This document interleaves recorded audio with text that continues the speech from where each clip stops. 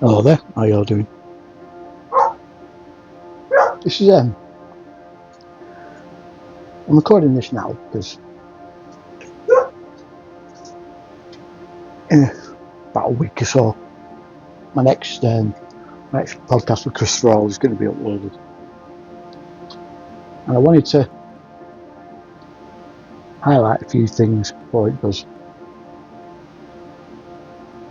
This isn't against anything against Chris. Chris has been nothing but a complete gentleman. I've got huge respect for the guy, so don't take anything away from this as being something against Chris, because it's not. It's not. It was my decision to do it at the time. Admittedly, it probably wasn't the best time to actually do a podcast, really. See, when I did it, I just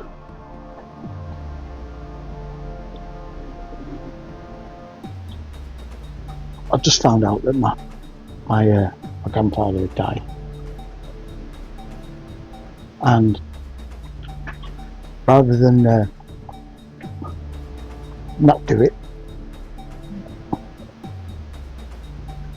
I felt it was necessary to still do it anyway, because I needed a way of taking my mind off things at the time. Give myself something else to think about. You know what I mean? So even though Chris turned around and was understanding, I said, no, we'll still do it anyway. And on reflection, that's probably was a mistake,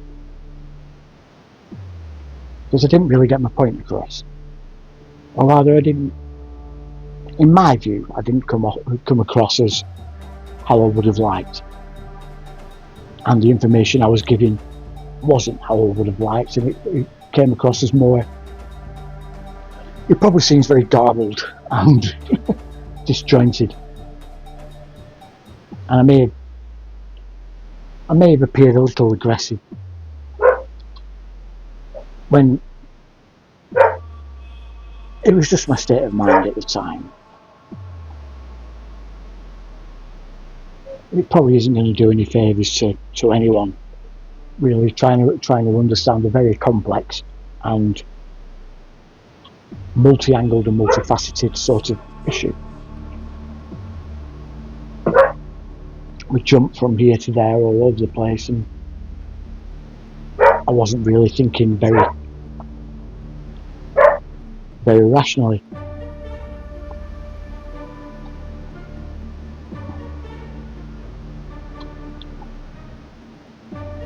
What the podcast was on Operation Goya, a topic I've been covering quite a lot. It's been the main feature of my last few videos. And this is for one reason only, and that's that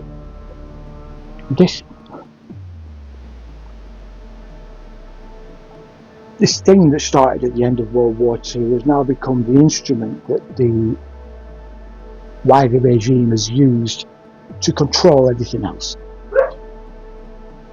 Not just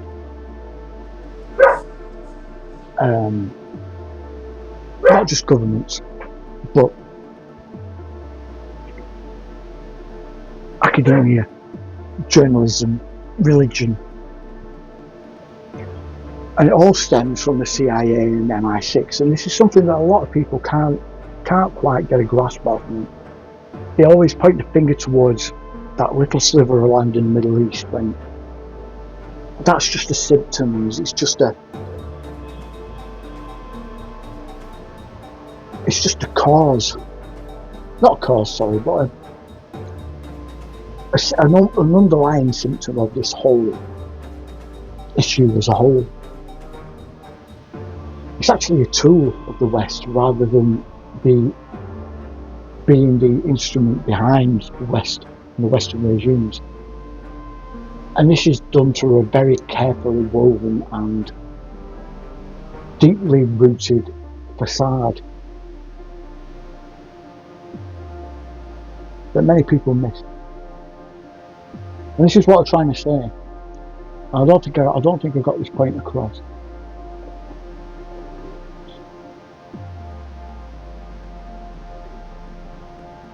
Once you understand what the Gladio program has become and the splinter group within our intelligence services has become, and the way it involves itself within US and UK and European politics and the wider Western politics, you begin to understand how they infiltrated everywhere else, like Turkey, like Israel, almost from the beginning, like Iran, Iraq, all the Middle East, and with the Middle East especially, it's to do with oil more than anything else, and the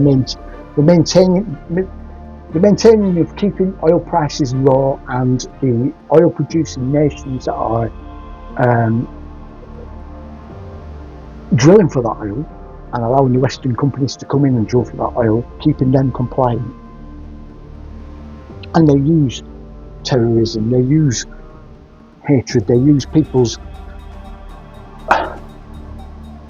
differences of opinion and belief to fuel the chaos that's in that region, and it's done by design. And people are going to say, oh yeah, but it's Jewish design. No, it's not. These people that many of you believe are Jewish are not Jewish. The bankers aren't Jewish. The people at the apex aren't Jewish. The closest they get to Israel is Iran and Iraq. They may have Jewish sounding names, but that's a facade again that they hide behind.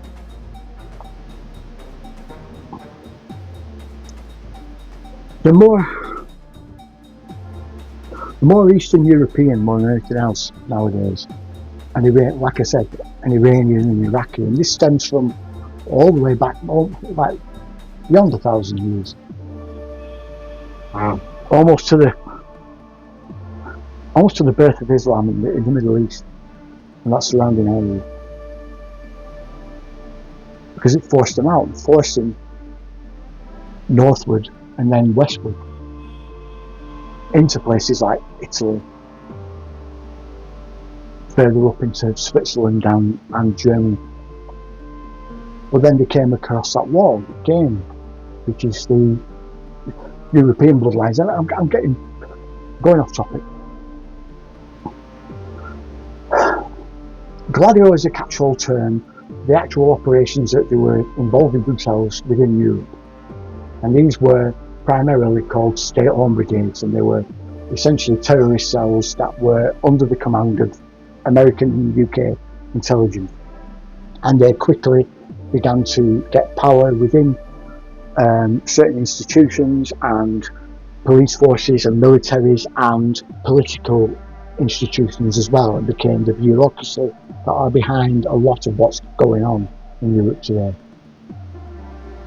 They are hiding behind Islamo-communism, using a version of communism molded with Islam that is pushing that out into the wider sphere, into the wider Western world, because this is the model that they're going to use to govern everybody.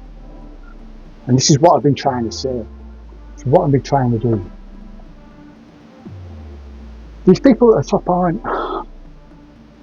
aren't Christian, they aren't Islamic, they're not even atheists, they're not even satanic, they're not Satanists.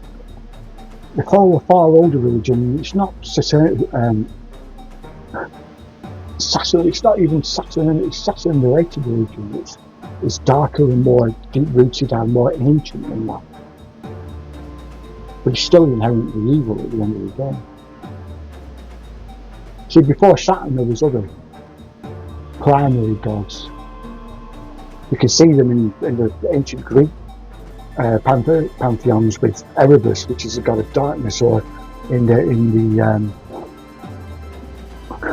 ancient Romanian beliefs, which is that darkness is in and of itself an entity, a god at the end of the day that must be noticed and pushed back in a way. But these people embraced it. And they use this kind of same sort of belief system to control not only themselves, but everyone else.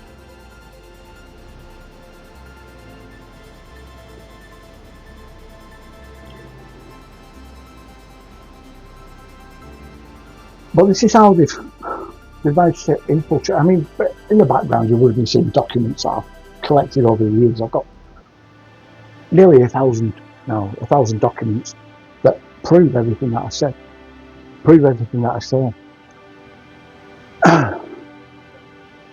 Now, people are going to turn around and say, yeah, but all the CEOs, all the top CEOs and everyone else are Jewish and blah, blah, blah, blah, blah. Yeah, right. What you're conflating is a CEO, which is an employee, with an owner that owns a business. CEOs and owners are two entirely different things. A CEO is a manager, it's an employee, it's a glorified manager.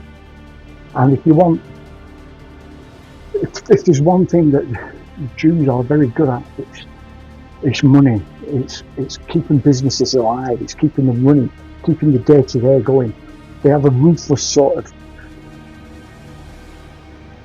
need to manage people and manage finance, yeah, and they're very good at doing stuff like that. It's inherent within the race, I suppose. But that doesn't make them an owner. It just means that the owner can sit back and just rake the money in, and occasionally just instill its ideology within that system. They're willing to. They've elevated certain races and certain peoples up in society to hide their own activities, and have done this for thousands of years. The Jews are just another continuation of this same sort of elevation, collapse, rebirth, elevation, collapse, rebirth, and they keep doing it over and over and over again, and they use a different scapegoat every time. You can see them building up their next scapegoat now, and everyone's missing it because they're concentrating on the Jews rather than the actual people that are behind everything. And this happens every single time you see it. You see people noticing it and trying to warn people, but they get labelled as shills or racist or misguided when they're just pointing out something that they've seen themselves. We are being played by master deceivers that have got so good at this now that it's almost impossible to see the inner workings of what they do, but you can still see it. You can still see the pattern. And the intelligence services of the US and the UK have given them a platform to instill this will on everyone else through the back door and covertly without anyone seeing it. And that's what's so frightening. They've elevated these people up, and they've positioned Jews in these areas purposefully, so you'll look towards them and conflate them with the entirety of a certain people. And the reason why they do this is because they need a sacrifice at the end so then they can carry on their regime. And that sacrifice is a lot of blood and soul energy. But it needs to be rivers of it.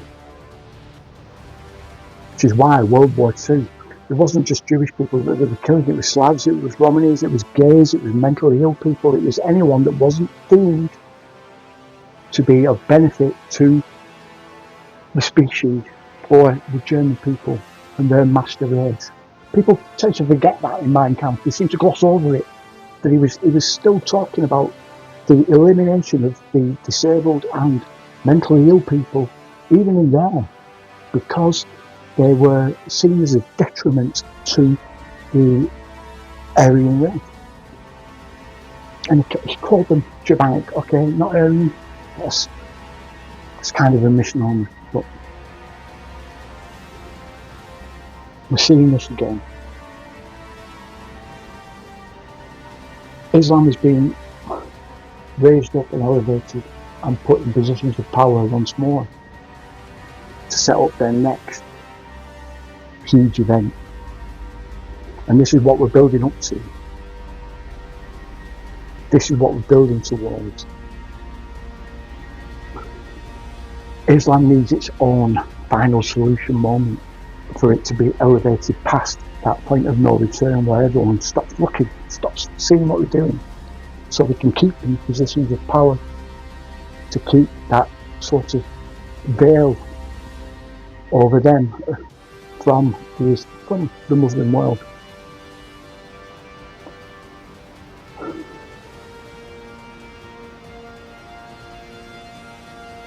Maybe I'm not.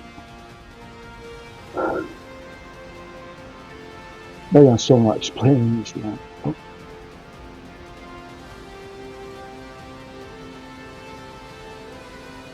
we haven't got a lot of time. And everyone's concentrating on the wrong people. The wrong people. The stuff with Israel is by design to make you hate them. But it's also to make you hate the Muslims as well at the same time. People don't recognise that. People don't recognise that. Because they're too scared of being called racist. But it's alright to denigrate and belittle and call for the death of the Jewish race. But it's not with Islam. But soon that time will come. And the Muslim communities in the UK are falling right into that same trap. There's people out there, good people, fucking good people, from the Muslim community that can see what's happening, can see where this is going. Know that things are pointing that way. And they're not heard. Even though they're very vocal, it's still not heard. We need to turn our attention not to the demographics of the world, but to the actual governments and the institutions that are the problem. Especially those of the intelligence agencies. Because they're no longer the intelligence agencies, they're the government and money-making body within themselves that literally run everything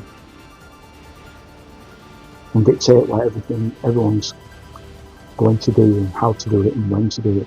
Just look how many US politicians immediately take the CIA's side, or in the UK take MI6's side, or even how many were involved in the intelligence services in the first place.